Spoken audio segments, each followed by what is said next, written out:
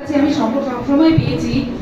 আর সকলকে ধন্যবাদ জানাই। আমি এখানে যারা উপস্থিত রয়েছেন তারা অসংখ্য অজস্র পরিশ্রম করে এই জায়গাটা এসেছেন আমি মনে করি। আর ভবিষ্যতে তারা সোশ্যাল মিডিয়াতে বিভিন্নভাবে লড়াইয়ের হাত বাড়িয়ে দিয়ে এই সোশ্যাল মিডিয়া কমিউনিটি থেকে সামনের দিকে এগিয়ে নিয়ে যাবে, এটুকুই আশা করি। আর আমি যত সম্ভব চেষ্টা করব তাদের পাশে দাঁড়ানোর। আমি নিজেও দীর্ঘদিন ধরে সোশ্যাল মিডিয়া কমিউনিটির সঙ্গে জড়িত। আমার কাছে রাজনীতিতে আমি বুঝি না।